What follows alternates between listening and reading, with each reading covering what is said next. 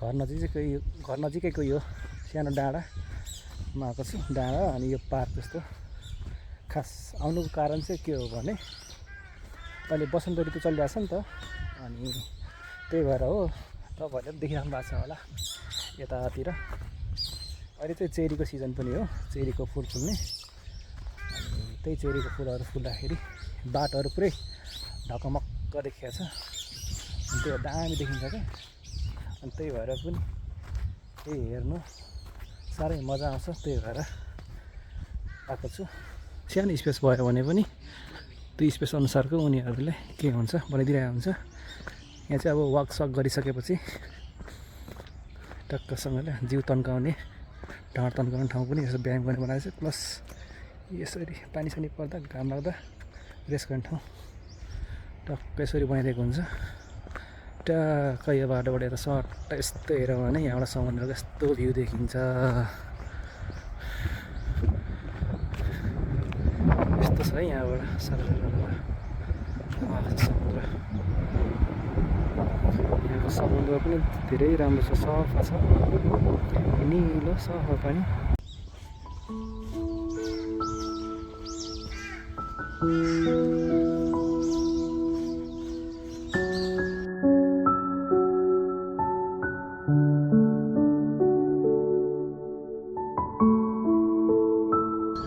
यसरी ग्रुप आउँछ बुढापाकाहरू।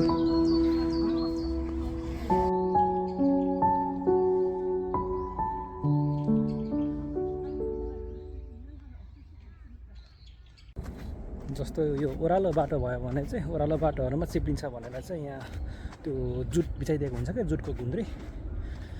त्यस्तै गरेर पनि मान्छेहरू अब चिप्लो बेलामा लड्दैन। सबै कुराहरू यो ध्यान दिएर बनाइदिएको हुन्छ। एकदमै थोरै मान्छेहरू मात्रै हुन्छ क्या, फाटा मात्रै देखिन्छ, एकदम शान्त। अझ अहिले त यो फुलहरू फुलेर अलिअलि मान्छेहरू आइरहेको छ, अरू बेला त खासै मान्छे पनि हुँदैन।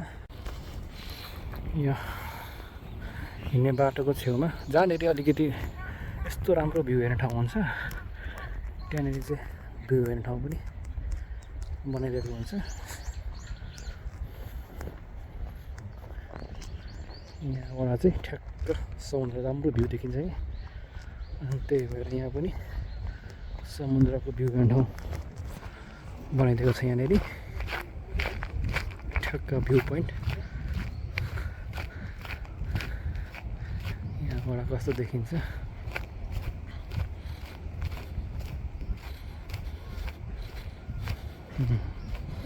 टक्क यो रेस्ट गर्ने ठाउँ भइहाल्यो। यो चाहिँ यहाँबाट हेर्ने ठाउँ।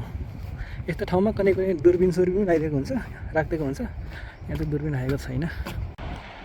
ल यो भ्यू पोइन्टबाट समुद्रको किनारहरू देखिँदैछ है, यस्तो छ यहाँबाट, यस्तो देखिन्छ यहाँबाट।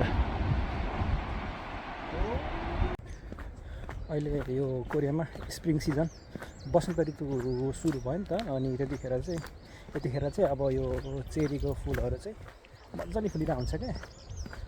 यो भनेको 2-4 दिन मात्रै रहन्छ, म्याक्सिमम् रह्यो भने अब हप्ता दिन हो। मान्छेहरू चाहिँ अब यसरी ग्रुप बनाएर पनि सबैजना फ्यामिली अनि अब रिलेटिभ्सहरू पनि यसरी आउने गर्छ क्या, सबैजना टाइम स्पेन्ड गर्नु। यतिखेर होला अब सबैजना भेला पनि हुने यस्तै बेलामा। अरू बेला त आफ्नो काम व्यस्त हुन्छ, यस्तै बेला त पनि सबैजना भेला हुने, घुम्ने। यो चेरी फुल्ने बेलामा चाहिँ यो जुन एरियामा बढी चेरी फुलहरू लगाएको छ त्यहाँनिर चाहिँ एउटा छुच्चे फेस्टिभल जस्तो लगाएको हुन्छ, जसले गर्दाखेरि मान्छेहरू टन्नै आएको हुन्छ क्या यो घुम्न, हेर्न, फोटो खिच्नु। अनि यहाँनिर चाहिँ तपाईँको टक्क खानाको स्टलहरू पनि राखेको हुन्छ, टन्नै मान्छे आउँछ यतिखेर।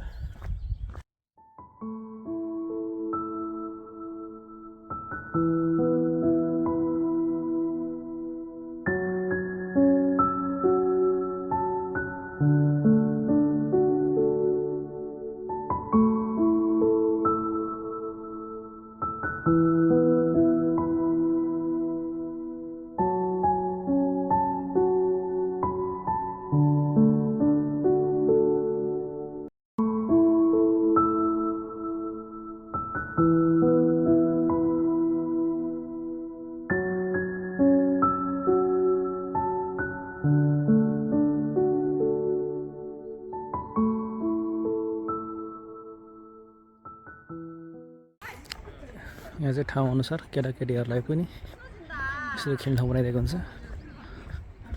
अचेल यहाँ कोरियामा मान्छे कम भएर आफ्नो बालबच्चा हुँदैन, त्यही भएर कुकुरहरूलाई साथ लिएर हिँड्छ। मान्छे नभए चाहिँ के गर्नु त नि, यो केटाकेटी खेल्ने ठाउँ भयो। अहिले यो स्प्रिङ सिजनमा चाहिँ अब यो चेरी फुलहरू सबै फुलेको छ नि त, बाटैभरि सबै सेते भएको छ।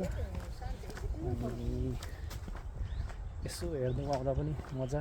स्प्रिङ सिजनमा चेरी फुलेको बेलामा चाहिँ बनाएको हो। तपाईँहरूलाई कस्तो लाग्छ यसो फिडब्याक दिनु होला। हस् त, टाटा बाई।